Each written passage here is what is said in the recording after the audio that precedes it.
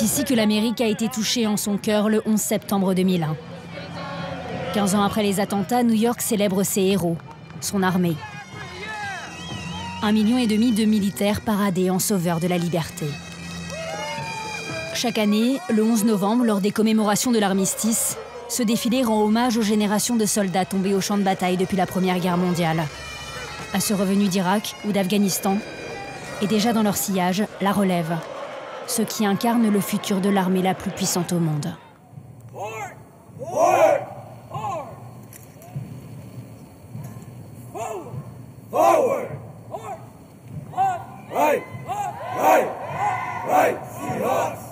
Eux n'ont même pas encore quitté les bancs du lycée.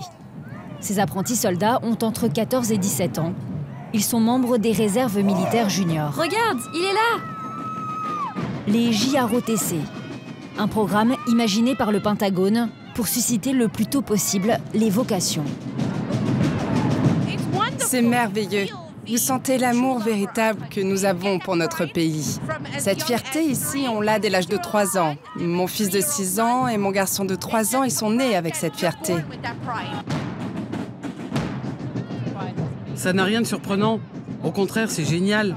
Ils les font commencer tôt. On a besoin de ça. On a besoin de ça avec la guerre qui fait rage.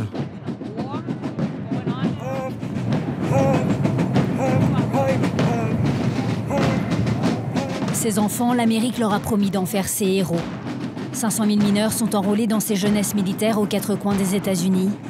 Espoir d'une Amérique qui a peur pour lutter contre la terreur. La plupart n'étaient pas encore nés le 11 septembre 2001. Génération née de ses cendres.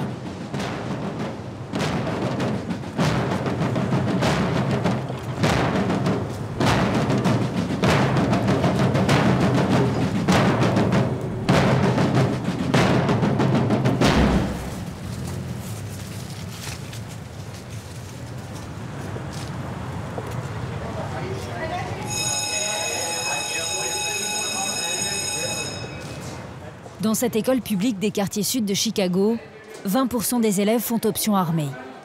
1 heure de cours par jour, 5 fois par semaine, encadrés par des militaires à la retraite. Je suis un cadet des réserves militaires juniors de l'armée. Je suis loyal et patriote. Je suis le futur des États-Unis d'Amérique. Ces ados sont en 3e. Ils viennent d'intégrer le programme. Aujourd'hui, c'est distribution de leurs futurs uniformes. Prenez place. L'armée est présente dans plus de 3000 établissements scolaires américains. Les élèves qui prennent option armée sont dispensés de cours d'éducation physique.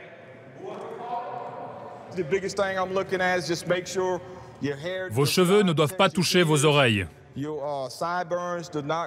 vont suivre pendant 4 ans un programme financé et dicté par le Pentagone. Pour vos ongles, quelles sont les couleurs interdites? Violet, bleu, noir, blanc, rouge vif, kaki, camouflage. Montre-moi tes ongles. D'accord, lève ta main pour que tout le monde voit. 2 mains pour l'inspection. Si elle vient avec des ongles comme ça, elle va perdre des points. Montre-moi les tiens. On vient de l'armée. On a l'habitude d'une certaine discipline et on sait comment imposer cette discipline. Les profs normaux, ils ont fait la fac, ils ont un diplôme de prof et ensuite ils commencent à enseigner. Mais je ne crois pas qu'ils comprennent vraiment comment gérer une classe ou gérer un grand groupe. Ils n'ont pas notre savoir-faire. Et c'est peut-être pour ça que nous, on peut faire des pompes aux gamins alors qu'un prof normal ne sait pas s'y prendre. Je veux devenir un meilleur citoyen encore, pour le pays, et puis je veux devenir fort, mentalement et physiquement. Je n'ai pas vraiment eu le choix. On m'a forcé à m'inscrire parce qu'il n'y avait plus de place en gym. Ce n'est pas que je n'aime pas le cours, c'est juste que ça ne m'intéressait pas. Mais maintenant, je m'y suis fait. Ça m'intéresse un peu plus. Enfin bon, je déteste quand le sergent me hurle dessus et des trucs du genre. J'aurais toujours un problème avec ça. Des questions? Non, sergent.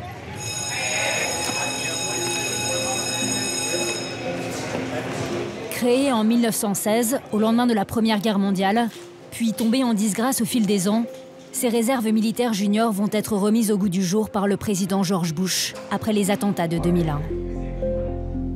L'armée américaine s'apprête à déclarer la guerre en Afghanistan. Elle a besoin d'hommes, mais les volontaires ne se bousculent pas, a fortiori alors qu'un conflit armé se profile. Officiellement, le Pentagone dit vouloir contribuer au développement de la jeunesse. À Chicago, c'est le colonel Baggio, retraité après 33 ans au service de l'armée américaine, qui supervise les opérations. Le vrai objectif de ce programme, c'est d'enseigner le civisme. Nous apprenons à ces jeunes garçons et filles, ces futurs hommes et femmes, ce que c'est que le service et ce qu'ils peuvent faire pour devenir de meilleurs citoyens. En revanche, à aucun moment, je ne fais du recrutement. C'est une différence fondamentale. C'est très important d'insister sur ce point parce que beaucoup de gens, beaucoup de professeurs ne comprennent pas ça. On finit par être sur la défensive à force d'expliquer qu'on n'est pas là pour ça. Chicago est la ville où le programme est le mieux implanté. L'armée y a ses quartiers dans un quart des écoles. Elle forme plus de 10 000 adolescents. Une militarisation de l'éducation acceptée par les autorités locales pour lutter notamment contre la guerre des gangs. Ici, ce sont des quartiers sensibles. Autour du lycée Harlan, vers le lycée Fenger aussi. Les quartiers sud et ouest sont généralement les plus chauds. Ces réserves militaires juniors, c'est le meilleur des programmes anti-gang. On propose autre chose aux enfants, de faire quelque chose de fun et de contribuer à notre société. L'armée fait office de bon gang face aux mauvais gangs dont la violence déchire les quartiers sensibles. 324 enfants de moins de 16 ans ont été blessés par balle l'an dernier. 36 sont décédés. Pour protéger les élèves au retour de l'école, la mairie a créé des passages sécurisés. Allez-y, faites attention. Gardés notamment par des vétérans revenus d'Irak ou d'Afghanistan.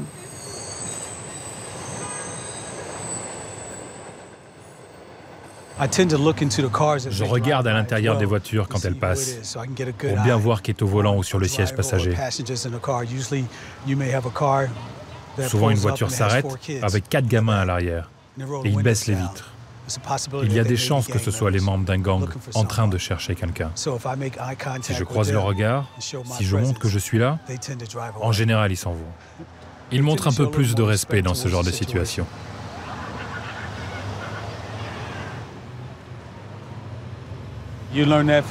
T'apprends ça tout petit. Faut tout le temps surveiller ses arrières, à gauche, à droite, et les arrières de tes potes. C'est quelque chose qu'on fait aussi à l'armée, avec nos frères d'armes. Alors tu traites ces gamins comme s'ils étaient tes frères d'armes. Parce que c'est ça. Tu joues ta vie tous les jours dans certains quartiers de cette ville.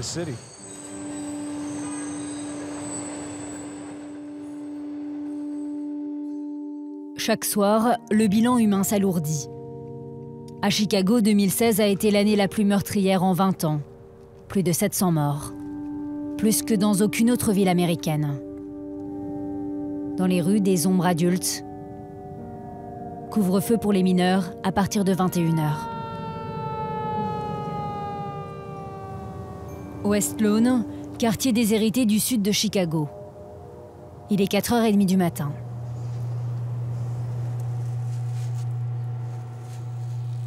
Yasmine, 17 ans, se prépare pour le lycée. 4 ans qu'elle est membre des réserves militaires juniors. J'étais contente de porter l'uniforme, parce que ça te donne un air tout propre sur toi. Surtout quand tu mets ta veste, avec toutes les médailles. Ça nous donne un petit quelque chose qui fait que dans la rue, les gens se disent qu'on n'est pas le genre de personne à frayer avec les gangs.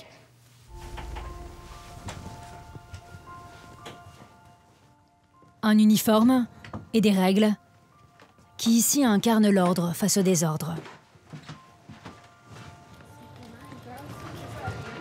D'enfance confisquée par la violence. Tous les mercredis au lycée, c'est jour d'inspection. Uniforme obligatoire pour les 380 cadets de l'école. Un élève sur 5 fait option armée. La journée commence par une revue des troupes. N'enlevez pas vos vestes. Tant que vous ne serez pas gradé, interdiction de l'enlever. Et vous n'avez pas le droit de mettre votre sac à dos par-dessus. Vous portez votre sac sur votre avant-bras. Compris? Oui, madame. Yasmine est depuis septembre à la tête des cadets de l'école. C'est elle la chef, elle qui dirige l'inspection des troupes. J'ai l'impression d'être à l'armée. À l'école, on a tellement l'habitude de ne faire les choses qu'à moitié, de ne pas se donner à 100%. Alors quand tu vois les vidéos de l'armée, t'es là, oh mon Dieu, ils sont tellement stricts, tout le monde doit être tellement synchro. Que tu sois timide ou non, ici on te pousse à affronter n'importe quel problème et ça te rend plus à l'aise avec toi-même. Ça te fait sortir de ta coquille, ça te donne confiance en toi. Encore une fois, avec plus de conviction. Garde à vous. Salut.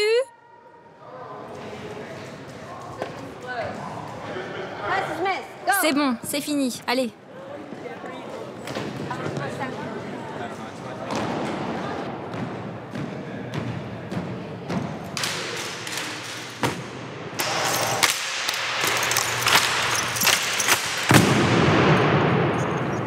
Thank you, sir.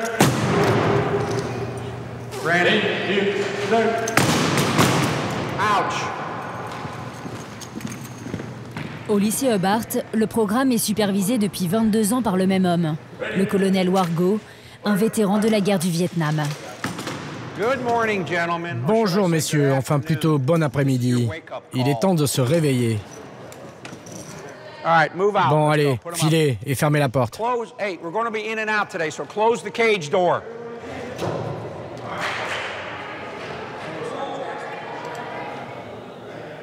Pour l'instant, tu as 18 sur 20.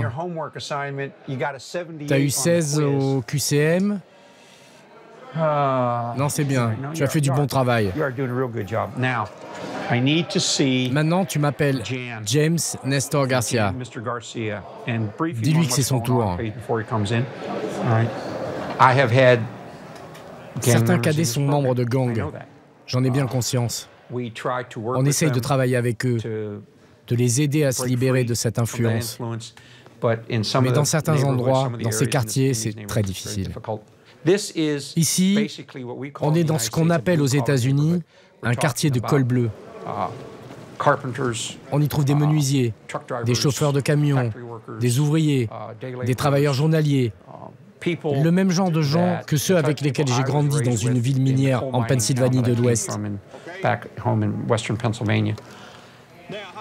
Je comprends dans les grandes lignes ce contre quoi ils se battent au quotidien. Et nous avons réussi au fil des années à créer un lien entre nous, les parents, les familles, le quartier. Ce qui nous permet aujourd'hui d'être mieux à même d'influencer ces jeunes garçons et filles dans la bonne direction. Cette option armée leur offre autre chose qu'ils n'ont jamais eu auparavant. Cette idée que je peux faire quelque chose d'autre de ma vie. Je peux faire mieux. Je peux m'éloigner de ces trafics, de ces organisations comme je les appelle. Et je peux faire quelque chose de ma vie.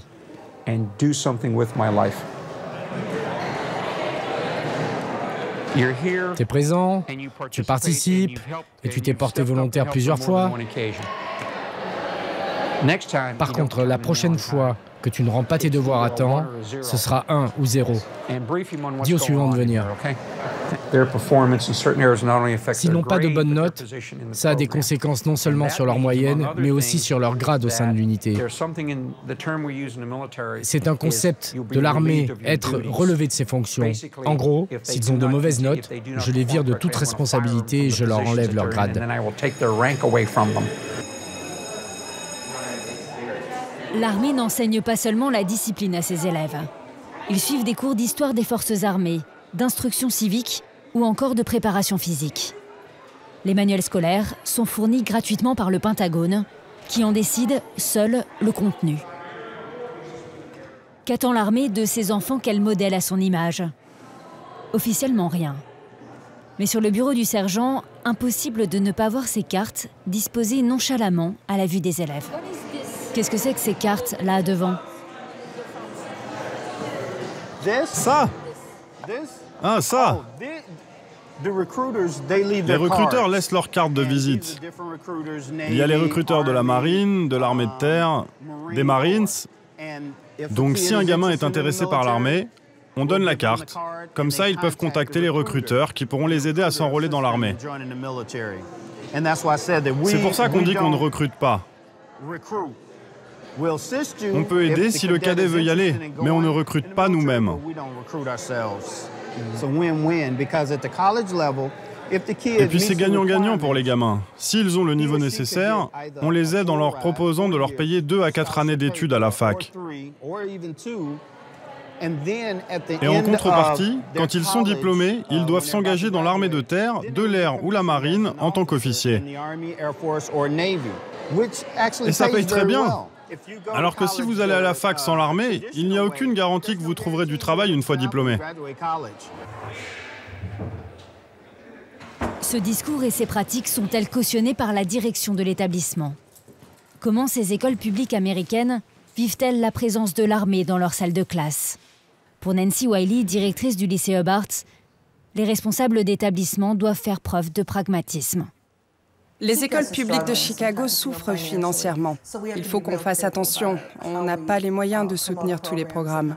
Les réserves militaires juniors sont financées par la ville, donc on n'a pas besoin de dépenser l'argent de l'école. Ce sont des professeurs gratuits? Oui, c'est ça qui est bien. Et puis, ils sont tous militaires, des officiers militaires à la retraite. Ils s'occupent des enfants, et puis oui, ils sont payés par l'armée et la ville. C'est chouette. C'est quelque chose qu'on n'a pas besoin de payer.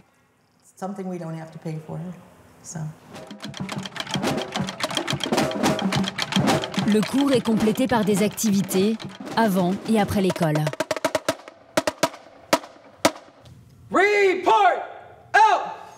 Laissant toute latitude à l'armée pour entraîner des milliers d'adolescents américains dans une routine et des rêves militaires. One unit, one march.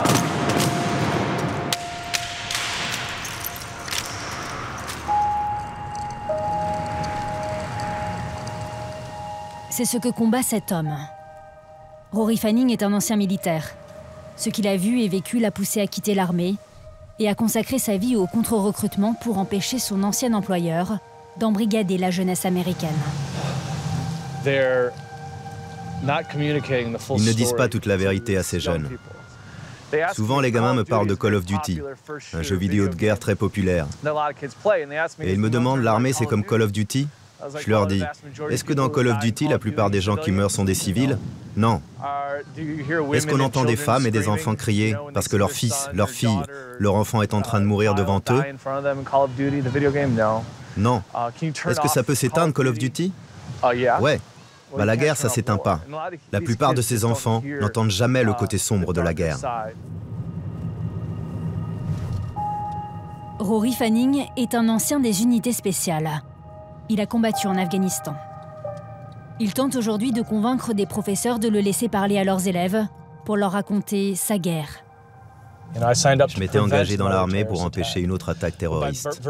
Mais j'ai vite réalisé qu'on ciblait au passage beaucoup trop de gens qui étaient innocents et qu'à cause de ça, on était en train de créer les conditions pour qu'il y ait plus d'attaques terroristes. Les chiffres parlent d'eux-mêmes. Entre 1980 et 2001, il y a eu 384 attaques suicides dans le monde. Seuls 10% étaient dirigés contre les États-Unis et ses intérêts.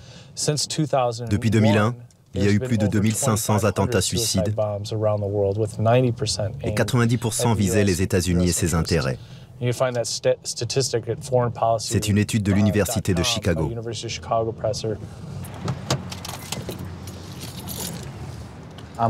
C'est déjà bien si j'arrive à parler à 3 écoles dans l'année.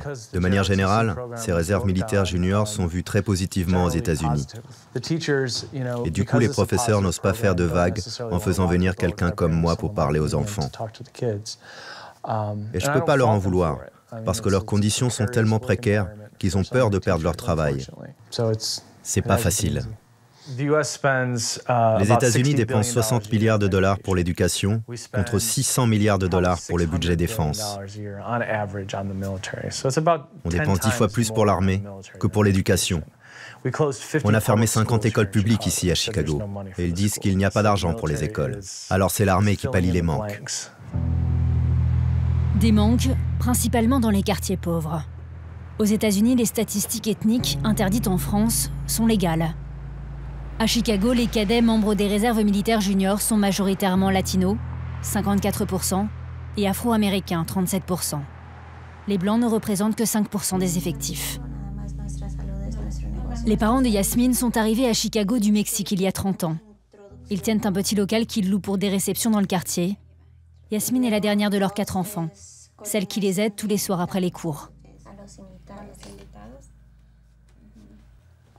Dans 6 mois, elle quittera le lycée. Elle rêve d'aller à l'université pour devenir assistante sociale, designeuse ou avocate. Je suis curieuse de tout. J'aime bien faire plein de choses en même temps. Et je sais qu'avec l'armée, tu as l'opportunité de voyager beaucoup, ce qui est génial. Mais je ne crois pas que je serais capable de partir aussi longtemps loin de chez moi. Est-ce que vous connaissez des gens qui décident de s'enrôler dans l'armée parce qu'ils ne sont pas nés aux États-Unis et qu'ils ont l'impression que ça les aidera à être plus intégrés?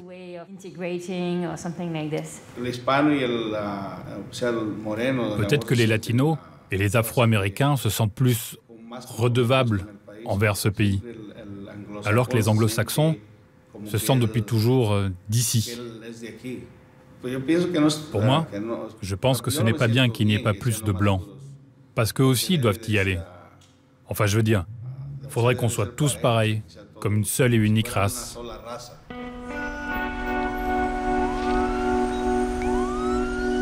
Derrière l'implantation géographique de ces programmes, transparaissent les inégalités de l'Amérique. Seule une école propose l'option armée dans l'État du Montana, 2 dans le New Hampshire, État où la population est blanche à plus de 90%. L'armée cible en priorité les ghettos des centres-villes, les États industriels en déclin de la Rust Belt et surtout le sud des États-Unis. Notamment le Texas, qui compte plus de 200 réserves militaires juniors. La région de Fort Worth est celle qui a envoyé le plus de soldats au combat depuis les attentats du 11 septembre, celle aussi qui a enregistré le plus de morts. La plus grande base militaire américaine de Fort Hood n'est pas loin. L'armée et ses sous-traitants sont les principaux employeurs de la région.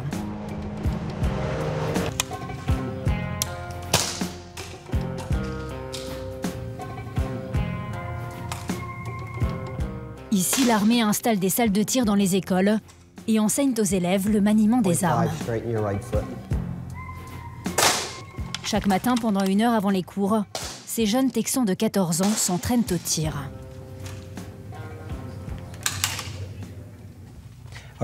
Ce sont de vraies armes. Elles tirent à 150, 180 mètres secondes. Elles sont très puissantes. Ce n'est pas dangereux pour les élèves? Non, ce sont des plombs. C'est mou. L'espoir, c'est qu'en partant d'ici, ils rentrent chez eux et après nos adultes, parce que beaucoup d'adultes ne savent pas bien se servir d'un fusil. C'est dangereux. Et puis surtout les enfants qui ont des fusils à plomb, des carabinaires comprimés. Vous savez, beaucoup ne connaissent pas bien les règles de sécurité.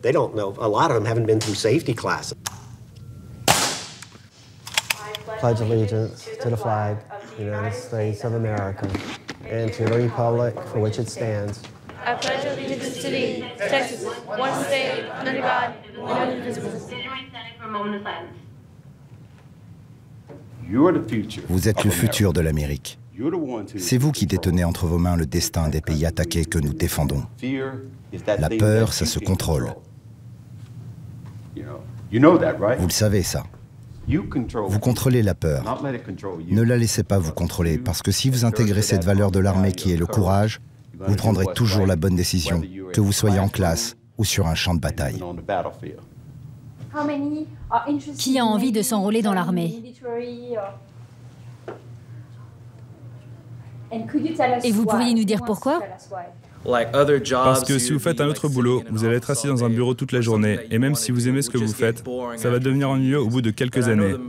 Alors que je sais que l'armée va me donner une chance d'aller vers les autres, et de faire de moi une personne meilleure.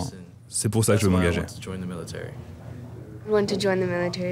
Je veux faire l'armée parce que je veux rendre l'appareil aux gens qui m'ont aidé.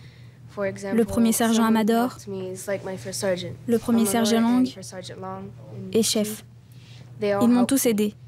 Je le fais aussi pour ma famille, mon pays, pour tout. Je veux juste leur rendre à tous ce qu'ils m'ont donné et les aider. En fait, moi, je me suis déjà enrôlé dans l'armée. Je rejoins les rangs en juillet. Comme vient de vous le dire mon camarade, vous ne pouvez pas vous tromper avec l'armée. C'est un tremplin génial, peu importe la carrière que vous voulez faire. Tout est génial dans l'armée. Elle façonne les leaders de demain, jour après jour, pour qu'ils portent notre pays. On gagne en contrôle, on apprend à rassembler, à inspirer, ça nous donne un vrai pouvoir. C'est pour ça que je pense que l'armée, c'est quelque chose de grand, et que je me suis enrôlé. Tu t'es déjà enrôlé, mais tu es encore au lycée? Je les rejoins dès que j'ai mon diplôme, dame.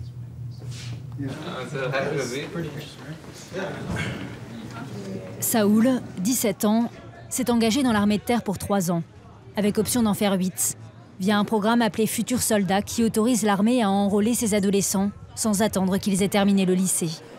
Ma copine, elle est en train de faire ses classes. Elle termine le 23. Je voulais prendre un vol ou un bus pour la rejoindre, mais je pouvais pas. T'aurais peut-être pu... Elle est où? En Caroline du Sud. Ouais, j'ai pensé conduire moi-même, mais ma voiture est rabaissée. Et elle est à 7 cm de la route. Je me prends un nid de poule et j'explose ma caisse. Quand j'étais en seconde, j'ai rencontré une terminale ici. Elle faisait aussi option armée. Petit à petit, ça fait maintenant 2 ans qu'on est ensemble. Elle a déjà terminé le lycée. Elle est soldat dans l'armée américaine. Elle est déjà militaire. Si tout se passe bien, quand j'ai terminé, je veux me marier avec elle. Ce sera parfait parce que nous serons tous les deux militaires, tous les deux mariés. Et... je sais pas, c'est tellement plus excitant, c'est fun. Je l'aime beaucoup.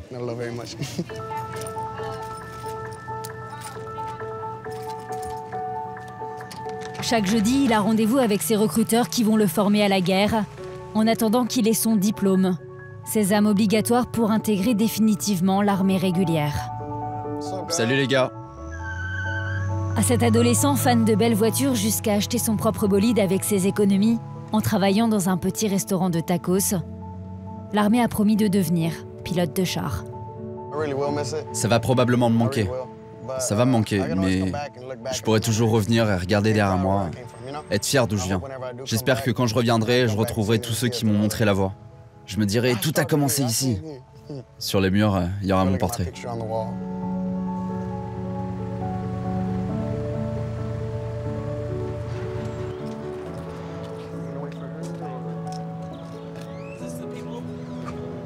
Vous allez bien, sergent Myers? Bien et toi? Oui, et toi? C'est bon de te voir. Vous allez bien, sergent Lupi? Comment ça va, sergent? Quoi de neuf? Assieds-toi.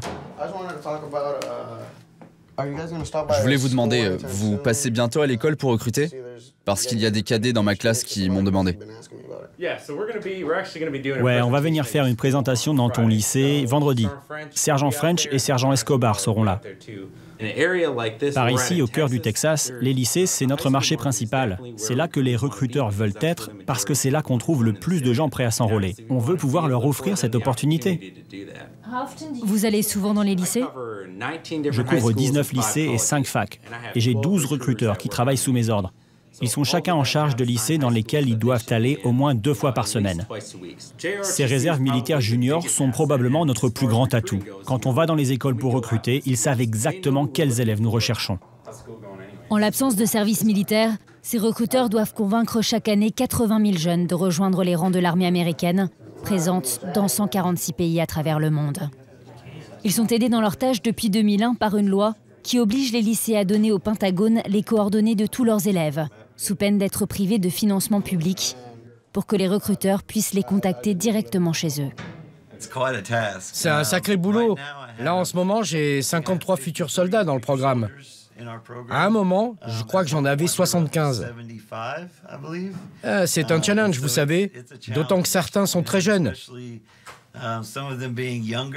Il faut les suivre, surveiller qu'ils font bien ce qu'on attend d'eux. Ça peut être éprouvant parfois.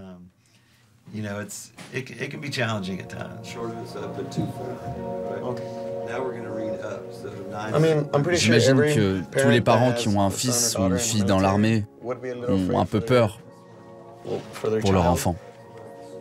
Mais à partir de maintenant, c'est moi qui suis responsable. Ils ont un peu peur, mais ils savent que leur fils est entre de bonnes mains.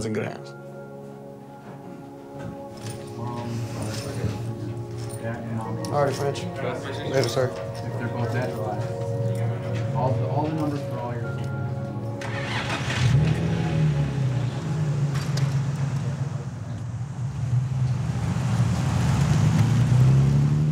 above all, they love our country. We can all agree that we are blessed to be Americans, that our children deserve to grow up in a nation of safety and peace, and that we are strongest when we are unified and when we work together for the common good. Let's bring in Ohio Congressman Brad Wenstrup, who was on that baseball field at the time. He's also an Army Reserve officer. La militarisation croissante des écoles publiques et le recrutement de jeunes, encore mineurs, sont peu contestés aux États-Unis, mais ils ne font pas pour autant l'unanimité, même au Texas. Mike Gwynn, aujourd'hui comédien, a eu une autre vie. C'est un ancien perchiste de haut niveau, ce qui lui avait permis d'obtenir une bourse pour aller à l'université. Il s'est blessé, a perdu sa bourse, n'a pas trouvé d'autre solution pour rester à la fac que de faire un pacte avec le Pentagone. La fin de ses études payées par l'armée, obligé en échange de s'enrôler à sa sortie.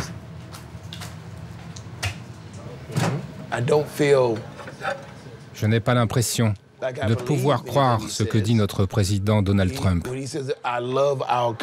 Quand il dit « j'aime notre pays », il parle du pays qu'il est en train de construire pour lui et les siens.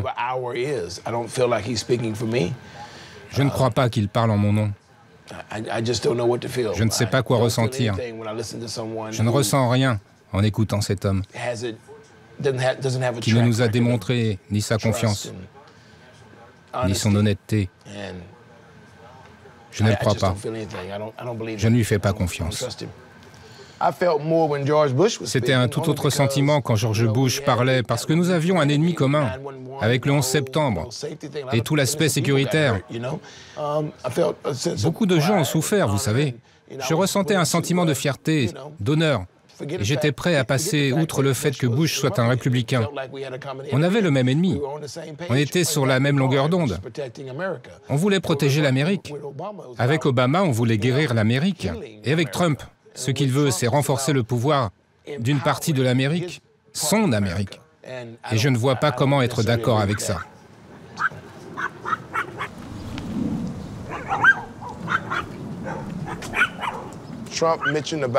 Trump a annoncé vouloir renforcer l'armée.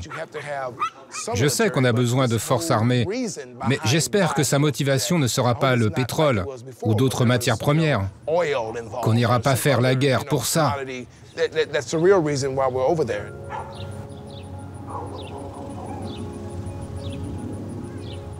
Aujourd'hui, Mike écrit des textes pour raconter les maux de son Amérique. Avec Peaceful Vocation, une association de parents d'élèves de Fort Worth, inquiets de la présence des militaires à l'école, il organise des concours de slam pour que les élèves puissent partager leur ras-le-bol de la pression qu'ils subissent quotidiennement au lycée de la part des recruteurs.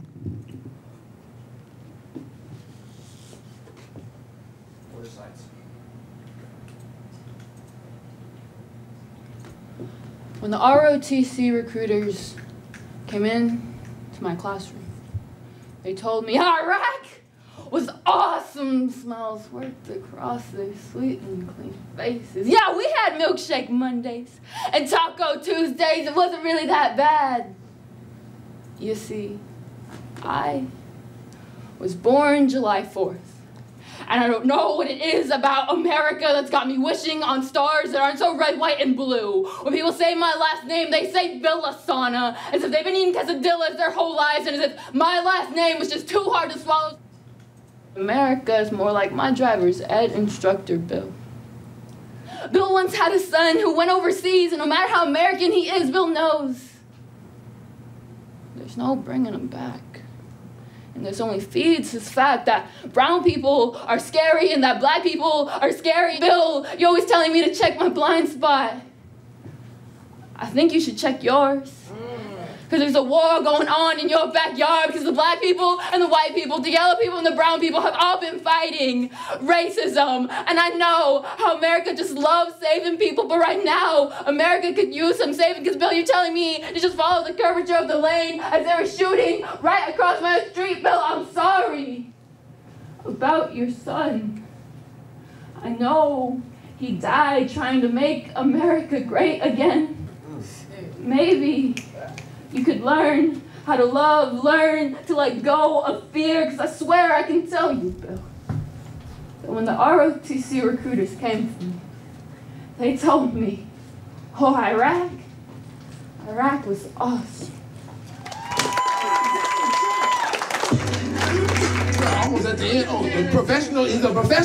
Maintenant, c'est à vous les juges.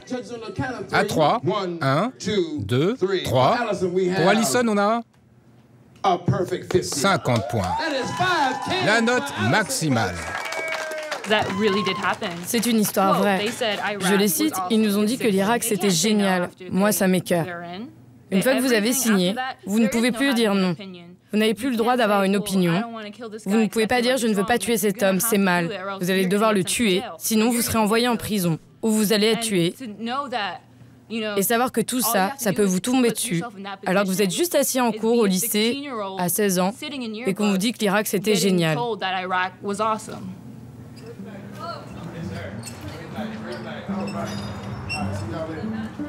Dans la salle ce soir-là, de nombreux vétérans ou des proches ayant perdu quelqu'un au combat.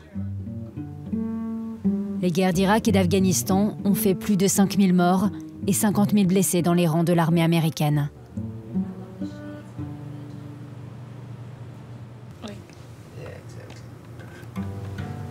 Son texte, Allison ne l'a montré qu'à sa famille et ses amis, de crainte en critiquant l'armée américaine d'être marginalisée par ses camarades et ses professeurs, mise au banc pour manque de patriotisme.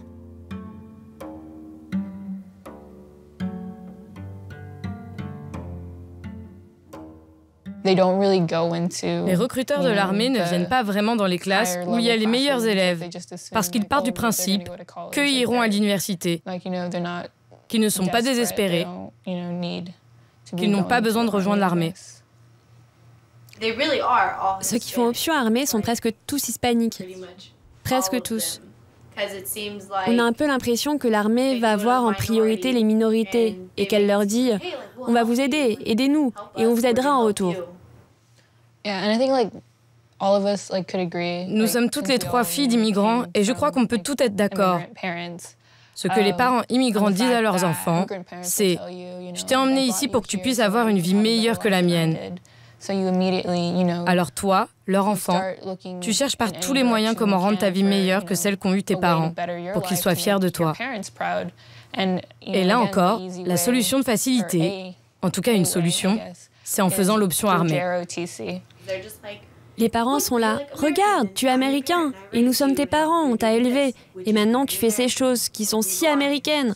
C'est comme si on était un peu d'ici, nous aussi. » Et les recruteurs te font croire que t'es plus américain, que t'es plus légal, qu'ils vont pas te mettre dehors. Il y a des rumeurs qui circulent, qui disent que si tu as servi dans l'armée, ils traiteront en priorité ta demande de régularisation, si tu es illégal ou que tu as plus de chances de devenir un citoyen américain, alors qu'en vrai, tout ça c'est faux. Qu'est-ce qui vous inquiète maintenant avec Donald Trump, président pour 4 ans? La guerre. J'ai un peu toujours cette peur avec moi.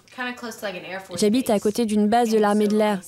Il y a tout le temps des avions qui arrivent de toutes les directions. Et quand je vois toutes les choses que fait Trump, je ne peux pas m'empêcher de me dire « J'espère qu'ils sont juste en train de faire des manœuvres, que tout va bien, parce que Trump me fait vraiment peur. » Je l'imagine provoquer quelqu'un, un autre pays, et c'est là que les problèmes vont vraiment commencer.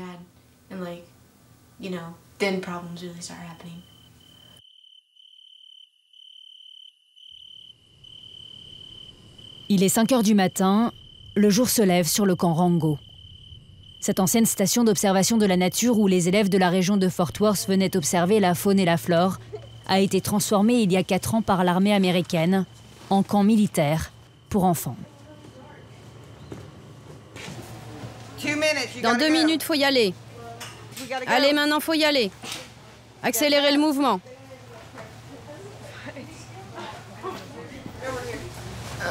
Faut juste pas s'arrêter. Faut toujours s'activer ici.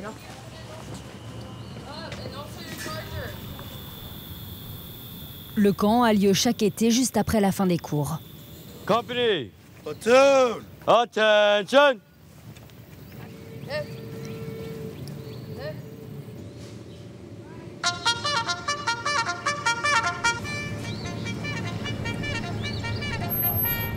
Ces adolescents ont été triés sur le volet.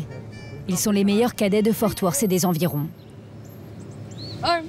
252 jeunes de 14 à 17 ans à qui l'armée va offrir 5 jours en immersion dans son univers.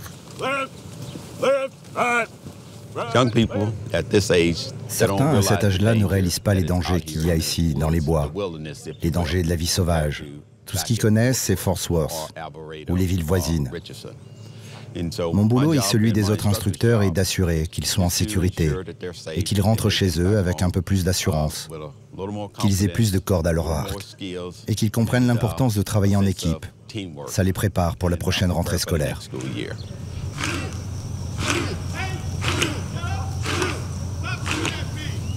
La relève est en marche.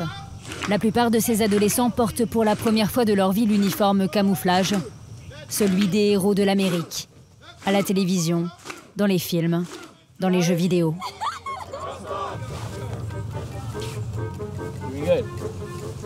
Là, t'es pas mal. Allez, continue. T'as laissé traîner ta jambe. Continue d'avancer, ne t'arrête pas. Allez, allez, allez, allez, super.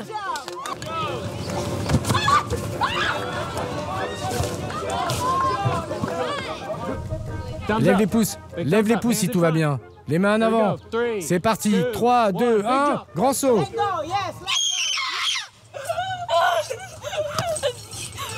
Oh my gosh! Ces camps ne sont pas une spécificité texane. Chaque été, des centaines de colonies de ce genre sont organisées dans tous les États-Unis. Ils sont obligatoires partout où le Pentagone propose une option armée. Là encore, c'est le ministère de la Défense qui finance.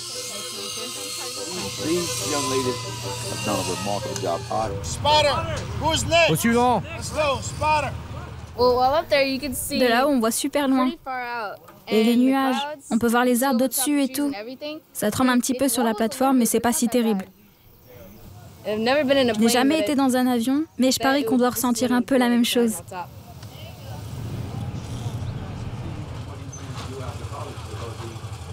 En première année, je voulais pas faire l'option armée, parce que j'aimais pas l'uniforme. Tu sais, ce sont les membres des forces armées des États-Unis qui portent cet uniforme. Et les forces armées sont un symbole de notre pays. Au même titre que le drapeau, que l'aigle, notre armée représente notre pays. Il faut que tu sois fier de porter l'uniforme. On dit porter l'uniforme avec fierté.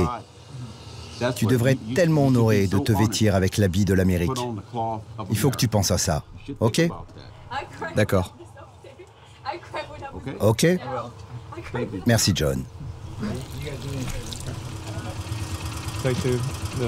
Apporte ça aux instructeurs qui sont à la tyrolienne. Dans cette campagne pour susciter des vocations, les parents n'ont pas été oubliés. L'armée veut s'assurer leur soutien, leur montrer que leurs adolescents sont entre de bonnes mains. Allez, la même chose. Pied droit maintenant. Ils sont invités à passer une demi-journée au camp avec leurs enfants, jouer au même jeu de guerre, jeu d'enfants. Il y en avait plein qui avaient peur, mais on s'est dit, il faut au moins essayer. J'étais pas rassurée au début.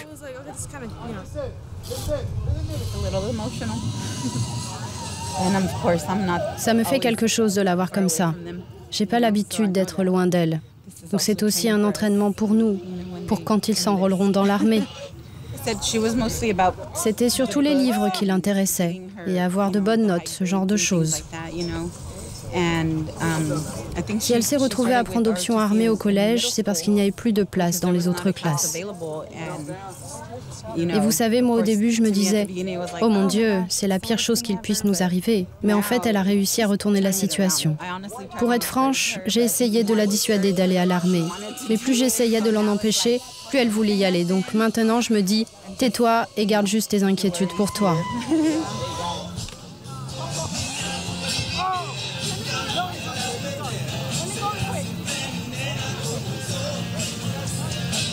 Dernière journée d'immersion militaire au camp Rango et invité surprise. Les recruteurs du Pentagone viennent d'arriver au camp armés de tout ce que le Texas aime. Musique latino, danse country, basket et football américain.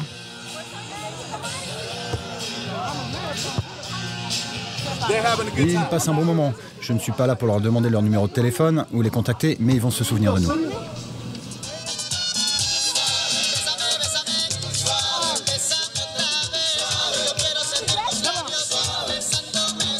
Ils sont excités de me voir. Vous savez, on construit avec eux des relations sur le long terme, jusqu'à se connaître vraiment.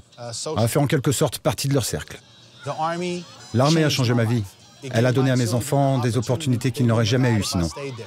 C'est ce qui m'a donné envie de devenir recruteur, pour pouvoir dire à ces gamins, pour pouvoir aider d'autres gens à comprendre que c'est une voie possible. Vous n'êtes pas obligé de rester dans la pauvreté, de vous morfondre dans une vie dure. L'armée, c'est un moyen de s'évader. Pour changer votre vie, vous pouvez devenir une personne nouvelle. Vous pouvez devenir une meilleure version de vous-même. J'ai déjà réussi à aider pas mal d'enfants et ça, j'en suis assez fier.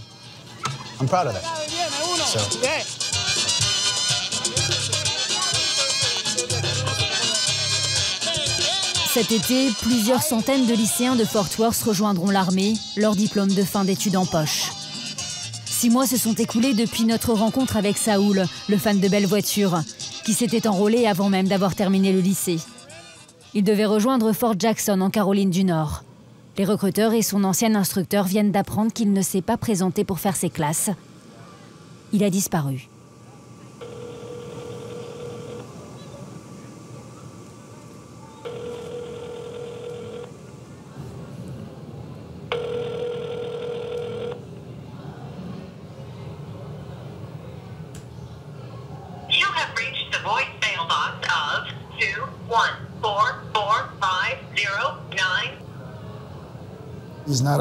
Il ne répond aux appels de personne. Personne ne sait où il est. Enfin, personne. J'imagine que sa famille sait où le trouver. Mais aucun de ses amis, moi ou ses anciens profs, ne sait où il se trouve. J'ai demandé à plusieurs de ses camarades d'essayer de le retrouver. Ils sont tous rentrés bredouilles. Cette année, à part Saul, combien d'élèves de sa classe se sont engagés à rejoindre une branche des forces armées, que ce soit l'armée de l'air, la marine, la réserve ou la garde nationale? À part Saul, j'en avais 5 autres qui avaient signé pour l'armée ou la garde nationale. À votre connaissance, est-ce que eux ont respecté leur engagement? Oui, à ce que je sache, ils ont tous rejoint l'armée. Il en reste un qui doit partir à la fin du mois. Il sera le dernier à partir. Saul n'était pas un suiveur. Saul était un leader. Il voulait commander. Personne ne s'en serait douté. Tout ce dont Saul parlait, c'était l'armée. Il respirait l'armée. Il parlait tout le temps de ce qu'il allait faire quand il y serait, jusqu'à la dernière minute. Il avait peut-être des doutes, des problèmes de notre ordre, mais en tout cas, il ne m'en a jamais fait part. C'est un jeune garçon, vous savez. Parfois, à cet âge, on ne fait pas toujours le bon choix. Vous pensez qu'il était trop jeune pour s'engager dans l'armée? Non, j'étais très jeune quand je me suis enrôlé. Oui, il était jeune, mais pas pour rejoindre l'armée. Peut-être juste qu'il manquait un peu de maturité. Saul, la prochaine fois que je le croise, je l'étrangle. C'est clair, c'est clair.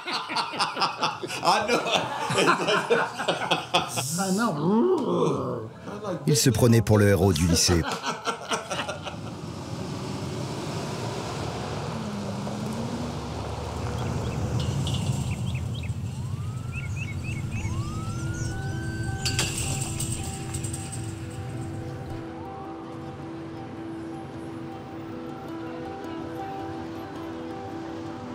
Dans tous les États-Unis, la fin de l'année scolaire annonce l'heure des choix.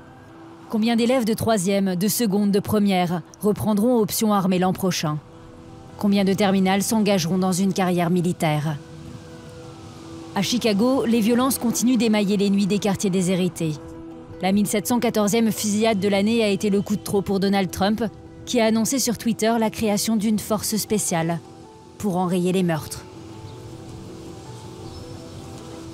Yasmine, la chef des cadets du lycée Hubbard, tente, elle, de s'accrocher à ses rêves.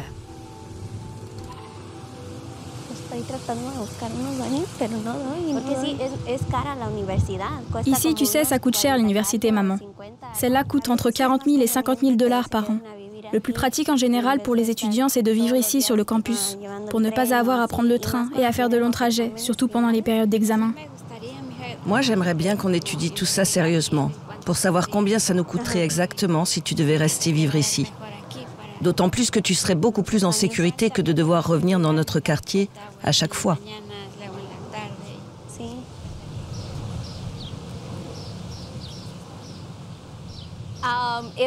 C'était le milieu de la nuit. J'avais oublié que j'avais un devoir à rendre. Du coup, je me suis levée, je suis allée à mon ordinateur, j'ai ouvert mes mails et c'est là que j'ai découvert que j'étais acceptée à l'université ici. J'avais un mail qui disait « Félicitations, vous faites partie des candidats choisis par l'université Loyola de Chicago ». Je l'ai lu et je ne pouvais pas attendre. Il fallait absolument que je le dise à quelqu'un. Alors j'ai appelé une amie au milieu de la nuit, je l'ai réveillée. Elle m'a dit « Oh mon Dieu, bravo !» J'étais tellement heureuse. Pour autant, Yasmine n'ira pas à l'université l'an prochain. La bourse qu'elle a obtenue ne suffit pas. Ni elle ni ses parents n'ont de quoi payer le reste des frais de scolarité. L'armée lui a proposé de tout payer en échange de s'enrôler. Elle a hésité, puis a dit non parce qu'elle rêvait d'un autre avenir que cette vie que l'armée avait tracée pour elle.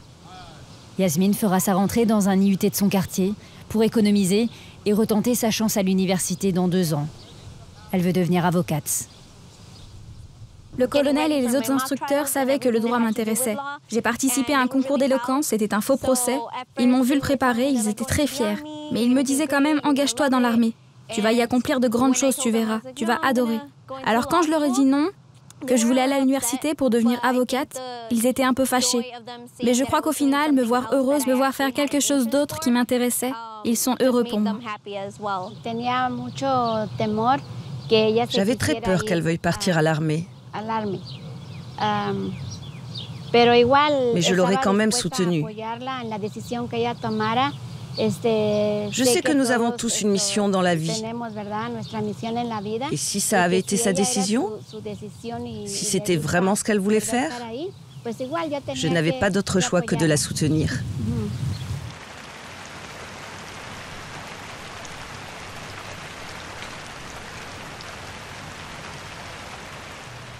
Yasmine a rendu son uniforme.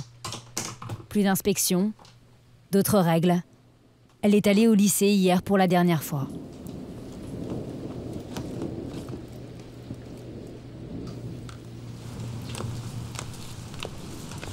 Ce soir, c'est la cérémonie de remise des diplômes.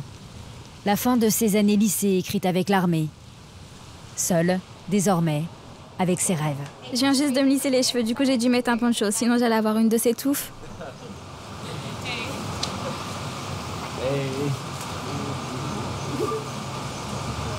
T'es belle. Enfin, sans le poncho. Merci, ça me fait une belle robe, non? Ouais, j'adore.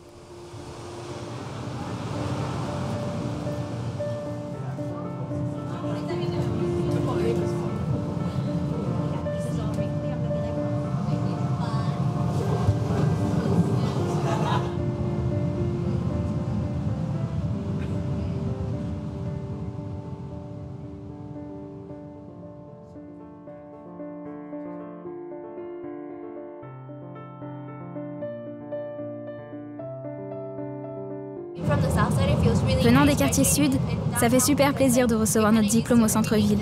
Parce que chez nous, on a un peu l'habitude que tout soit à l'étroit. Et puis que ce soit pas très joli.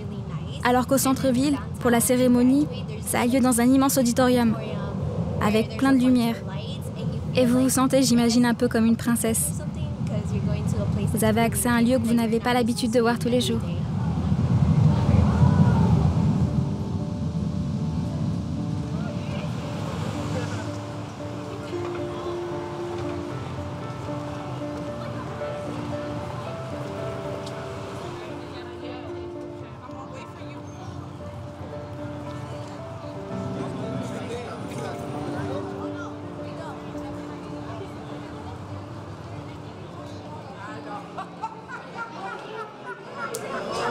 Félicitations. Tu fais partie des meilleurs cadets que j'ai croisés dans ma carrière.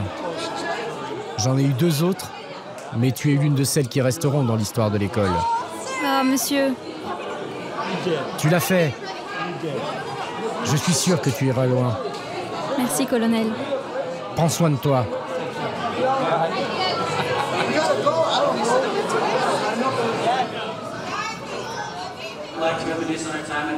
C'est le moment de revenir sur nos années au lycée Hubbard. Des années qui ont tout changé. Une montagne russe d'émotions, de ce sentiment d'espoir que nous avions la première année bercé de slogans comme « Yes, we can »,« Oui, nous le pouvons », à ce futur incertain dans lequel nous vivons maintenant pour rendre à l'Amérique sa grandeur. « Make America Great Again ». C'est face à ce monde d'incertitude que nous sommes tous rassemblés ici aujourd'hui. C'est sur cette scène, dans ces sièges, que repose le futur des États-Unis, le futur du monde. Ça vous semble peut-être aller loin de se dire que nous, élèves d'un lycée de quartier des ghettos du sud de Chicago, pouvons changer le monde. Mais il faut bien que quelqu'un s'occupe de changer le monde. Pourquoi est-ce que ça ne pourrait pas être nous? Je crois même qu'il faut que ce soit nous.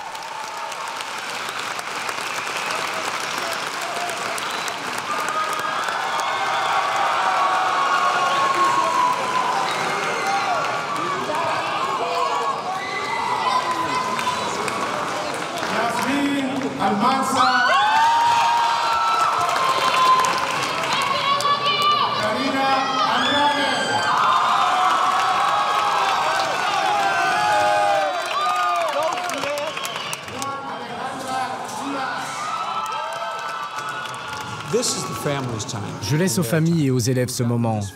Ma satisfaction, c'est d'avoir réussi à les amener jusque-là.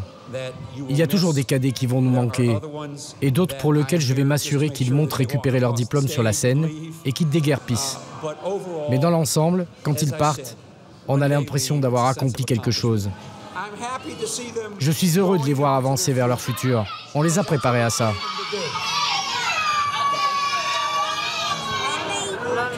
Nous y sommes arrivés.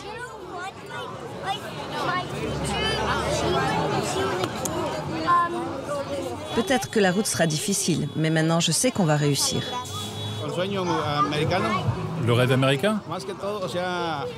Il nous parle à nous qui sommes venus d'autres pays, qui avons quand même réussi à faire des choses, alors que nous n'avions que nos mains nues. Nous avons réussi à faire plein de choses. Et la plus belle des satisfactions, un soir comme celui-là, c'est de voir nos enfants réussir et avoir une vie meilleure que la nôtre, la vie pour laquelle nous étions venus jusqu'ici.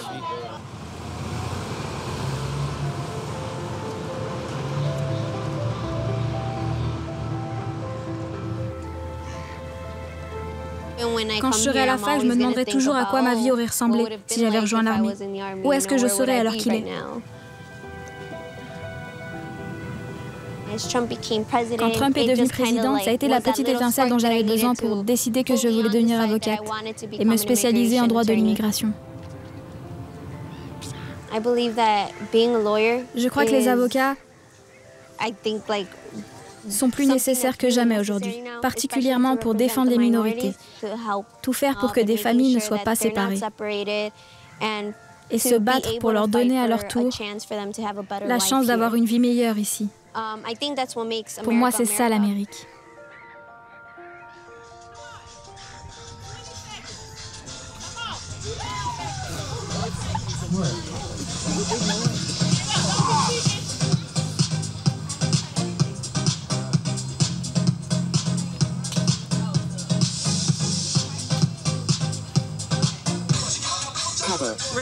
C'est bon, debout!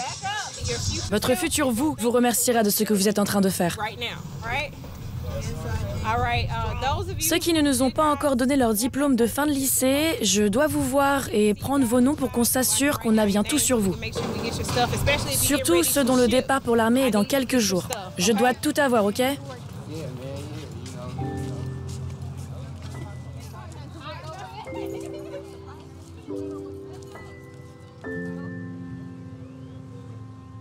Le lycée terminé, 40% des jeunes membres des réserves militaires juniors s'engagent dans l'armée.